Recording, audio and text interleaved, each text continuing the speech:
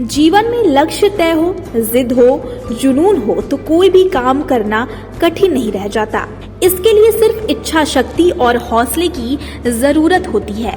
इन सब चीजों को साकार किया है हल्द्वानी की 35 वर्षीय सुमन लता ने। सुमन लता के जीवन की अगर बात करें तो उनका जीवन बड़ा संघर्ष से भरा है। वह पोलियोग्रस्त हैं और दोनों पैरों से दिव्यांग हैं। इतना कुछ होने के बाद भी सुमन का जुनून ऐसा है कि वह अब तक 5000 से ज्यादा महिलाओं को आत्मनिर्भर बना चुकी हैं। पोलियो के कारण सुमन 70% दिव्यांग है। सुमन कहती हैं कि वह घर बैठी दिव्यांग बेटी के रूप में माँ बाप पर बोझ नहीं बनना चाहती थी, इसलिए आत्मनिर्भर बनने की ठान ली। शुरू में उन्होंने एक पुरानी सिलाई मशीन खरीदी और घर पर ही लोगों के कपड़े सिलने का काम शुरू कर दिया।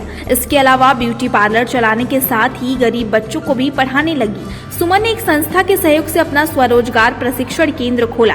पिछले 15 सालों में वह नैनीताल जिले की 5000 महिलाओं को स्वरोजगार संबंधित प्रशिक्षण देकर उन्हें आत्मनिर्भर बना चुकी हैं, जिसमें सिलाई, कढ़ाई, बुनाई, पेंटिंग का प्रशिक्षण देकर उन्होंने महिलाओं को आत्मनिर्भर बनाने के लिए प्रेरित किया। खास बात यह है कि वह हर बार कालाढूंगी सीट से विधानसभा चुनाव भी लड़ती हैं, मगर यहां उनकी किस्मत का सितारा अभी तक चमक नहीं पाया है। उनसे प्रशिक्षण लेने वाली महिलाओं का कहना है कि सुमन को देखकर उन्हें आगे बढ़ने की प्रेरणा मिलती है।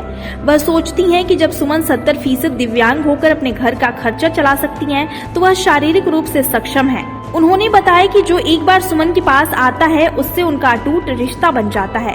वह स्कूटी चलाती हैं, खुद ही अपना सारा काम करती हैं। इसके अलावा हजारों महिलाओं को स्वरोजगार से जोड़ चुकी हैं। सुमन लता की पिछले साल शादी हुई थी, लेकिन किस्मत ने यहाँ भी उनकी परीक्षा ली और 3 महीने बाद ही पति की मौत हो गई। बहरहाल अब सुमन बीती यादों और पलों को भुलाकर हमेशा की तरह नई ऊर्जा के साथ निरंतर आगे बढ़ रही हैं।